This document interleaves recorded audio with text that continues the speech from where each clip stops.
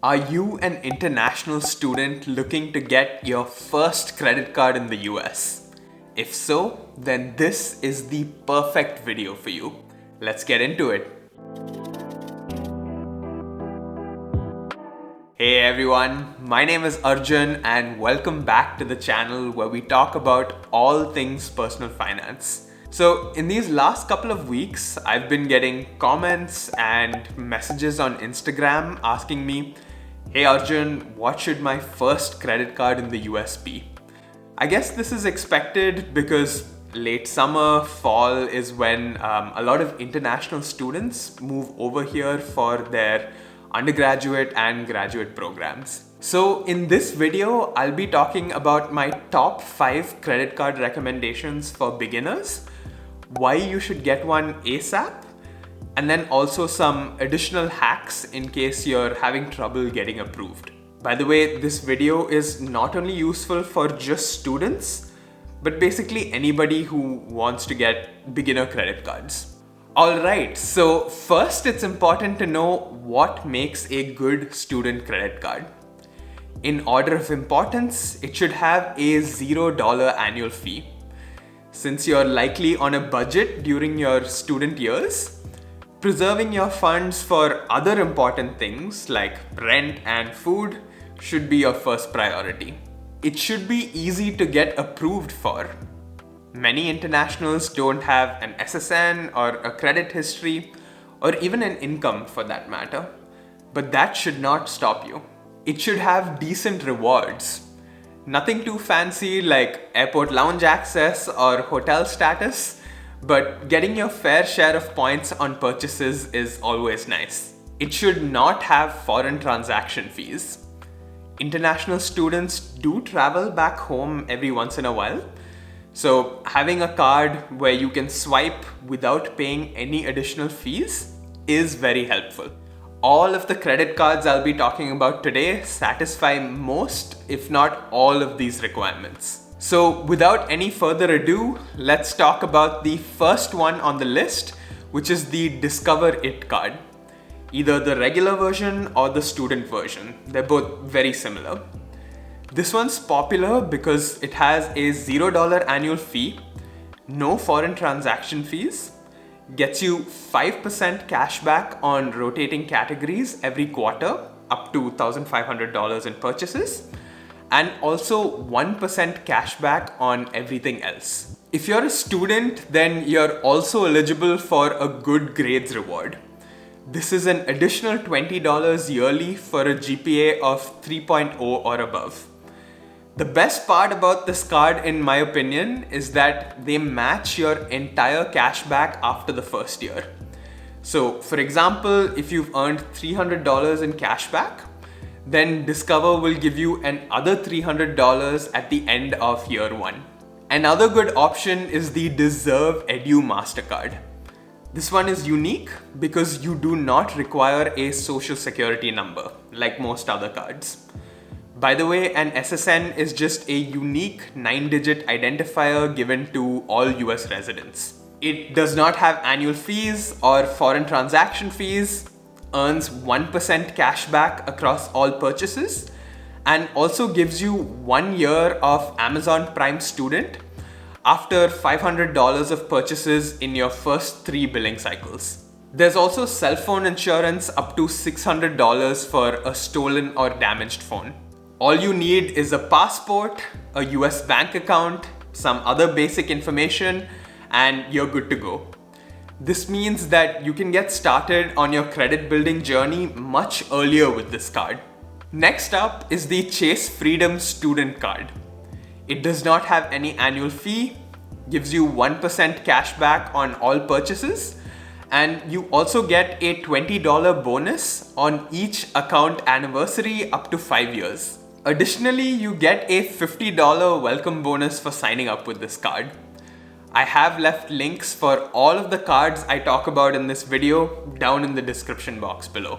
The reason that I put this one here is because it allows you to start building a relationship with Chase early for their better cards later on. Personally, I have 5 credit cards just from Chase, giving me free travel and amazing perks. I will be making more videos about this, so do subscribe and turn bell notifications on so that you don't miss out. Up next is the Bank of America Cash Rewards card. I really like this one because you get 3% back on a category of your choosing. This could be gas, online shopping, drugstores, home improvement, dining, or travel. You also get 2% cash back on grocery stores and wholesale clubs up to $2,500 and 1% back on everything else. If you make $1,000 in purchases during your first 90 days, then you get a nice $200 bonus as well. Many students reported getting accepted for this card even without an SSN. So it's a pretty great option for your first few months in the States. Just remember that once you do get an SSN, that you do link your credit card to it so that your history gets added. And then finally, we have the Capital One Journey card. This card has no annual fee or foreign transaction fee, offers 1% cash back on all purchases, plus a 0.25% bonus if you make your payments on time, and also $60 in credit for select streaming services in the first year. You can also increase your credit limit with them after 5 on-time payments. Capital One has relatively easy approval odds, and this one is just your basic no-frills starter card. You might be wondering why credit building is even important. Well, credit history plays a crucial role in buying a house, buying a car, renting an apartment, or even just taking out a personal loan. A strong credit history shows that you're a reliable borrower, which qualifies you for lower interest rates. So the sooner you start building credit, the better. And a credit card is the easiest way to do this. Use it to pay for groceries, phone bill, cable, basically anything you know that you'll have to pay anyway. Once you do, make sure to pay off the balance in full every month. This is the reason why I haven't spoken about interest rates at all in this video. You should never put yourself in a position where you end up missing a payment and having to pay interest because of it. Consistent, timely payments is the #1 contributing factor to your credit score. Keep doing this for a few years, and before you know it, you'll have excellent credit. Just a side note on why you should use a credit card over a debit card. In addition to building your credit history and giving you cash back, it also offers fraud protection. So if someone steals your credit card, runs up a bunch of charges, you can just call up your issuer and tell them not to pay them. It's not your money after all. But if the same thing happens with a credit card, then it's much harder to get your own money back.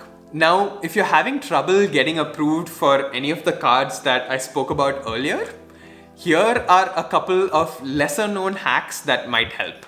Get a secured credit card. Most regular credit cards function as unsecured cards. This just means that they're not backed up by any form of security deposits. Because of that, it can be harder to get approved for, especially as an international student. So an alternative is to apply for a secured credit card.